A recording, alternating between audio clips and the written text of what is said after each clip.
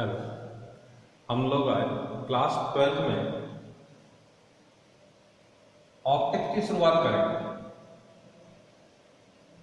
आज हम लोग ऑप्टिक्स पढ़ना शुरू करेंगे, प्रकाश की।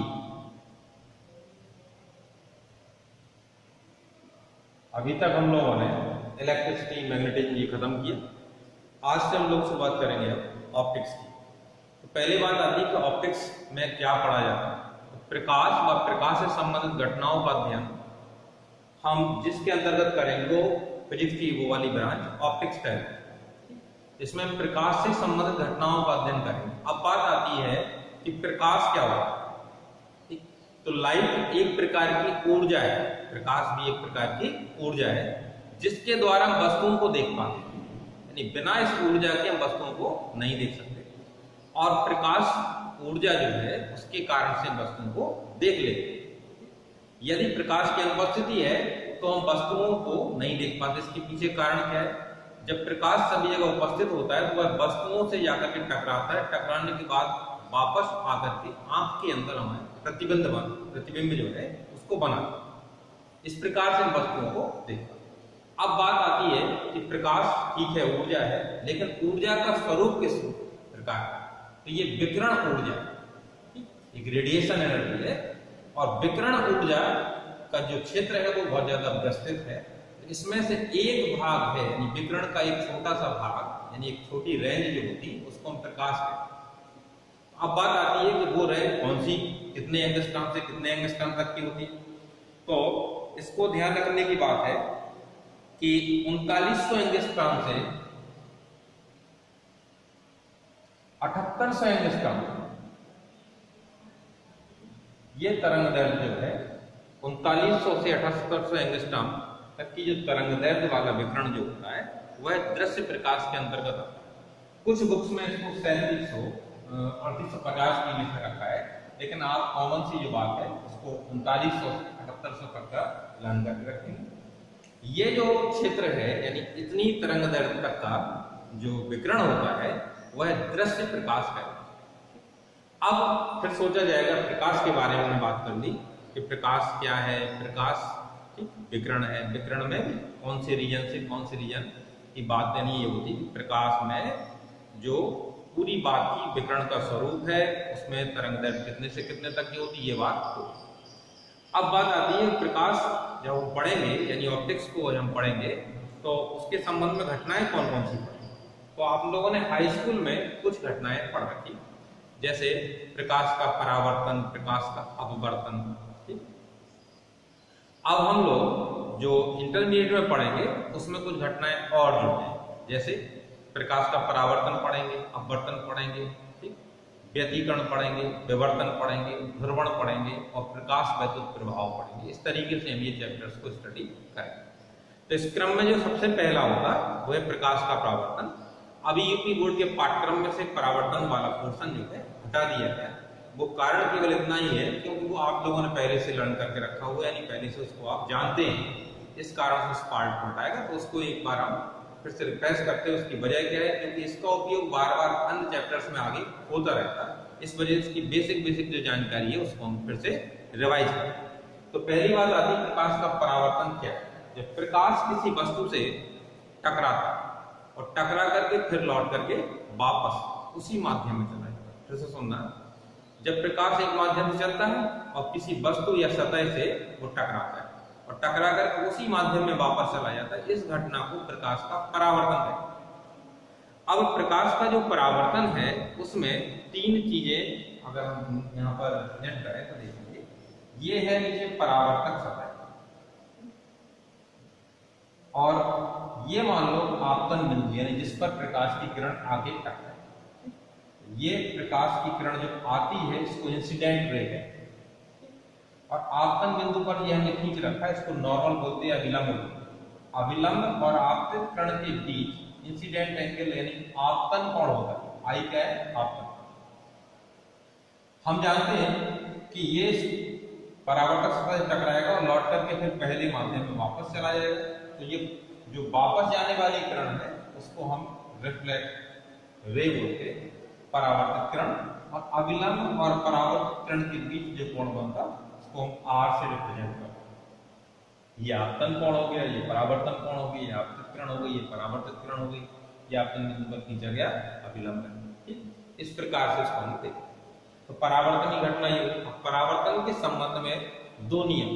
पहला नियम है आपतित किरण, परावर्तित किरण और आपतन बिंदु पर खींचा गया सदैव एक तल में, यानी एक ही प्लेन जो है तल का एक रहे, कॉमन। दूसरी बात, दूसरा जो इसका नियम है, आपतन कोण जो है उसका मान सदैव परावर्तन कोण के बराबर होता है, यानी कोण I बराबर होता है कोण R। तो ये समतल दर्पण से परावर्तन की अवस्था जो थी, ठीक, इसको हम चित्र में दिखा रहे थे और इसके माध्यम से हमने दोनों नियम बताए। पहले हमने प्रकाश का परावर्तन क्या होता है इसको बताया, फिर इसके परावर्तन के संबंध में जो दो नियम थे उनके बारे में बात। अब हम इसके आगे देखेंगे कि दर्पण के जो प्रकार होते हैं वो कई, कैसे?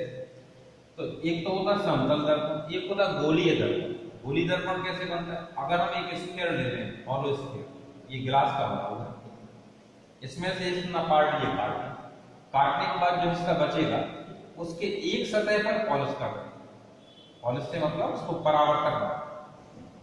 तो उसके जो पॉलिश जिस पर करेंगे हम, ठीक उसकी अपोजिट जो साइड की जो लेयर होती है ये परावर्तक सतह होती है। तो इस प्रकार से अगर गोलीय दर्पण की बात करिए तो गोलीय दर्पण दो प्रकार के होते हैं, स्फेरिकल मिरर दो प्रकार के होते हैं, एक कॉनकेव और एक कॉन्वेक्स। कॉनकेव में क्या होता है, जो तल परावर्तक वाला जो तल होता वो अंदर की तरफ दबा हुआ होता है और उठे हुए तल पर पॉलिश होती है, इसको कहते हैं कॉनकेव मिरर।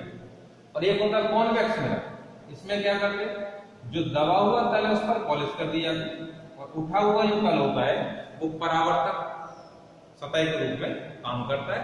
तो ये होता है कॉन्वेक्स मिरर। दो टाइप के मिरर होते हैं, कॉनकेव, कॉन्वेक्स। और एक तो प्लेन मिरर हमने पहले बताया। स्फेरिकल मिरर में आपको दो टाइप मिलेंगे, एक कॉनकेव एक कॉन्वेक्स।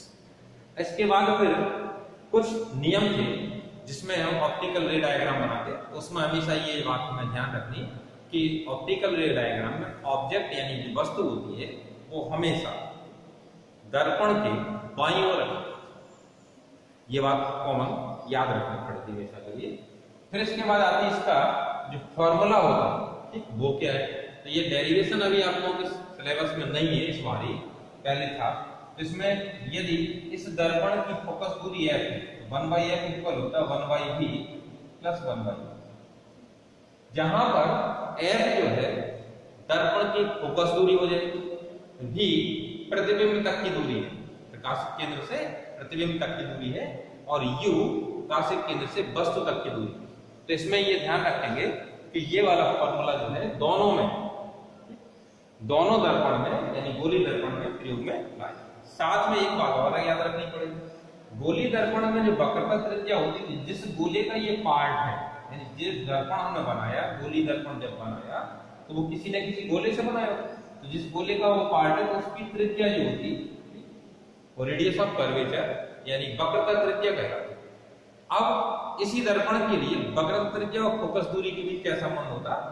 तो F इक्वल RY होता है। ये दो फॉर्मूले आपको लर्न करके रखने पड़ेंगे, भले वो सिलेबस से आपके बाहर हो गया इसका डेरिवेशन, लेकिन ये फॉर्मूले हम लोग को लर्न करके रखने पड़ेंगे। तो हमने जो बात आपको बताई, ठीक, उसमें ये दो फॉर्मूले और F और R का शब्द। इसके बाद हम लोग अब देखेंगे कि प्रकाश किरणों की उत्क्रमणीयता। उत्क्रमणीयता से मतलब क्या होता है? यदि हम एक प्रकाश किरण जैसे यहां से हमने डाली, ये यहां पर है और इसमें जाकर के ये वापस जा रही है, इस साइड वापस जा रही है। अगर इसको हम पलट दें, इधर से डालें प्रकाश किरण, तो ठीक ये रिवर्स पाथ से यानी वापस उसी पाथ से जाएगी, यानी इसका पाथ जो है उत्क्रमणीय होगा। इधर से डालेंगे तो इधर से प्रकाश किरण वापस जाएगी, लेकिन जब इधर से डालेंगे तो प्रकाश किरण फिर जहां से आ रही थी उधर की तरफ जाएगी, यानी दोनों में ठीक वही पथ होगा जो पहले। इसको उत्क्रमणीयता के शब्द। अब हम संग में देखेंगे क्रांतिक कोण और पूर्ण आंतरिक परावर्तन क्या होता है, क्रिटिकल एंगल क्या होगा और पूर्ण आंतरिक परावर्तन क्या होता है। अपवर्तन वाले केस में मिलेगा, ठीक। तो पहले इसके पहले थोड़ा सा हम अपवर्तन को समझें, लेकिन ध्यान से ये उत्क्रमणीयता परावर्तन अपवर्तन दोनों में काम, अभी तक हम लोगों ने जो देखा आज तो परावर्तन के विषय में बात की। तो परावर्तन के विषय में बात में हमने दो नियम परावर्तन के समझे और गोलीय दर्पण के लिए सूत्र की बात की।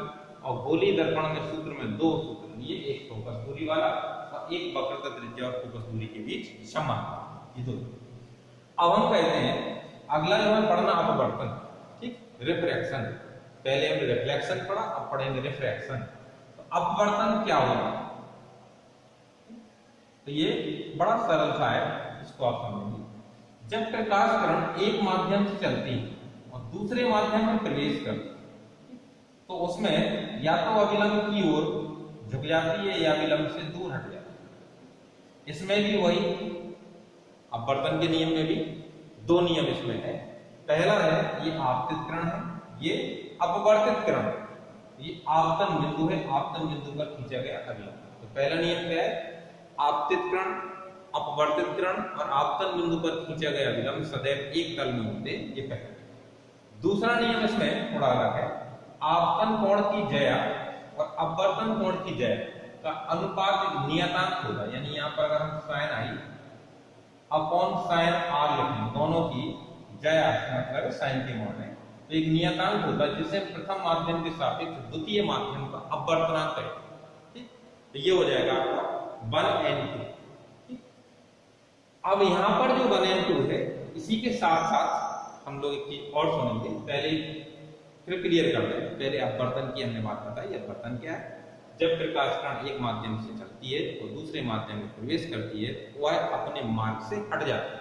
हटने का मतलब क्या है? या तो अभिलंब की ओर आ जाती है या विलंब से दूर चली जाती है। इस घटना को प्रकाश का अपवर्तन। अपवर्तन के नियम कितने हैं? दो, आपतित किरण, अपवर्तित किरण और आपतन बिंदु पर खींचा गया विलंब सदैव एक तल में। पहला नियम ये। दूसरा नियम क्या है, जिसको हम स्नेल का नियम भी कहते हैं। ये जो नियम है स्नेल का नियम, उसमें है आपतन कोण की ज्या और अपवर्तन कोण की ज्या का अनुपात एक नियतांक होता है जिसे हम प्रथम माध्यम के सापेक्ष द्वितीय माध्यम का अपवर्तनांक कहते हैं। अब कई जगहों पर एक बात, इसके अगला वाला जो टॉपिक ले रहे हैं, वो ले रहे हैं निरपेक्ष अपवर्तनांक। निरपेक्ष अपवर्तनांक से क्या होगा? किसी भी माध्यम का, ठीक, वायु या निर्वात के सापेक्ष जो अपवर्तनांक होता उसी को हम कह देते हैं निरपेक्ष अपवर्तनांक, ठीक। अगर इसको हम 1n2 जो लिखा, इसको निरपेक्ष अपवर्तनांक के पदों में लिखें, यानी प्रथम माध्यम का निरपेक्ष अपवर्तनांक और द्वितीय माध्यम का निरपेक्ष अपवर्तनांक के पदों में लिखें, तो 1n2 को n2/n1 लिखते हैं। 1n2 को लिख देते n2/n, ये बात। और साथ ही साथ हम लोग ये भी देखेंगे कि यदि प्रकाश की चाल के रूप में अगर देखा जाए, तो चाल के रूप में हम कैसे कह सकते हैं? स्नेल के नियम। तो स्नेल का नियम हम जब चाल के रूप में लिखेंगे तो ध्यान देना, sine i upon sine r is equal, यहां पर प्रथम माध्यम यदि प्रकाश की चाल v1 है और द्वितीय माध्यम प्रकाश की चाल v2 है, तो चाल के पदों में हम लोग इसको ऐसा लिख सकते हैं। ये पहले स्नेल का नियम है, जिसको स्नेल के नियम को प्रकाश के अपवर्तन का द्वितीय नियम भी कहते हैं। और इसको हम यहाँ 1n2 लिखा है, इसका मतलब था प्रथम माध्यम के सापेक्ष द्वितीय माध्यम के अपवर्तनांक। इसको अगर निरपेक्ष अपवर्तनांक के पदों में पूछा जाए तो ये हो जाएगा n2/n। अगर इसी को हम स्नेल के नियम को ये कहे अब वेग के पदों में बताएं, तो वेग के पदों में जब बताया जाता है तो sin i upon sin r equal v1/v2, जहां v1 प्रथम माध्यम में प्रकाश की चाल है और v2 जो है द्वितीय माध्यम में प्रकाश की चाल। अब अगर इसमें लैम्डा की बात करें तो जैसे आगे यानी तरंग दैर्ध्य के रूप में दिया हुआ, तो v इक्वल होता है n लैम्डा। तो यहाँ पर हम लिखेंगे फ्रीक्वेंसी को, कुछ बुक्स में f से भी दिखा दिया, कुछ n से भी दिखा दिया, तो यहाँ पर हम लोग जो लेंगे तो v1 इक्वल हम ये ले रहे हैं f और लैम्डा 1 और v2 इक्वल f लैम्डा 2। ऐसा कर दिया है हमने, क्यों? क्योंकि f केवल ओरिजिन सोर्स जो है, यानी जो प्रकाश का स्रोत है उस पर निर्भर करता है। प्रकाश का स्रोत तो यहाँ बदल नहीं रहा है, प्रकाश तो एक ही वस्तु से निकल रहा होगा, यानी प्रकाश का स्रोत बल्ब होगा या सूर्य होगा, उन्हीं एक ही चीज है, उसी से प्रकाश चल रहा है। तो दोनों के लिए, दोनों माध्यम में फ्रीक्वेंसी है उसमें परिवर्तन नहीं करना। तो यहाँ पर अगर लैम्डा के पदों में लिखेंगे तो हम लिख सकते हैं sin i upon sin r is equal lambda 1 by lambda, जहां जो प्रकाश है उसके तरंगदैर्घ्य प्रथम माध्यम में लैम्डा 1 है और द्वितीय माध्यम में लैम्डा। इस प्रकार से हम लोग ये फॉर्मूले समझते। अब बात आती है कि उत्क्रमणीयता की बात होती है। जैसे परावर्तन में उत्क्रमणीयता होती, ठीक उसी प्रकार से अपवर्तन में उत्क्रमणीयता चलती है। यानी इधर से अगर प्रकाश किरण ऐसे डालें, इधर की तरफ निकालें, और यदि हम उल्टा करते हैं, द्वितीय माध्यम से प्रकाश किरण प्रवेश कराएं और प्रथम माध्यम में ले जाए, तो ठीक जो आई अगर यहाँ हो जाएगा तो ये आर में कन्वर्ट हो जाएगा, ये आर बन जाएगा, ये क्या हो जाएगा, यानी पाथ वही रहेगा, पाथ वही रहेगा, पाथ में अंतर नहीं आएगा। क्यों? क्योंकि ये बात भी यहाँ पर काउंटेबल है। ये हमेशा के लिए याद करने लायक है कि जब प्रकाश किरण सघन माध्यम से विरल में जाती तो अविलंब से दूर हटती, और जब विरल से सघन में आती तो अविलंब के पास। इसकी जरूरत बार बार हम लोगों को पड़ जाती, इसको याद रखें। अब पढ़ेंगे हम लोग क्रिटिकल एंगल। ठीक, तो अभी जो बात हुई हमने बताया कि जब भी प्रकाश किरण सघन माध्यम से विरल माध्यम में जाती है तो अविलंब से दूर हटती। अगर हम ऐसा ही करें, एक माध्यम नीचे है, एक माध्यम के ऊपर है, और जो दूसरा माध्यम है वो विरल है,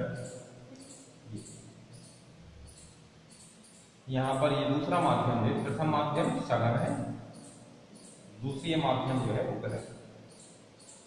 तो यहां पर ये आई होगा, ये आर, और आर हमेशा बड़ा होगा। क्यों? क्योंकि यहाँ पे माध्यम कैसा विरल है, यह है, और ऊपर वाला डेंसर यानी सघन। ऐसी स्थिति है। अगर हम इसमें आपतन कोण के मान को बढ़ाते जाएं, तो एक स्थिति ऐसी प्राप्त होगी कि अपवर्तन कोण ठीक 90 अंश हो जाएगा। अपवर्तन कोण कितना हो जाएगा? 90। ठीक, वही आपतन कोण क्रिटिकल एंगल पे है। क्या कहेंगे परिभाषा? ऐसा बोल सकते हैं हम लोग कि जब प्रकाश किरण सघन माध्यम से विरल में जाती है तो हम जानते हैं अविलंब से दूर हटती है। यदि हम आपतन कोण के मान को बढ़ाते जाएं तो एक विशेष मान के लिए अपवर्तन कोण का मान 90 अंश हो जाता है, उसी आपतन कोण के मान को क्रांतिक कोण कहते हैं। ये बात शेष हम लोग कल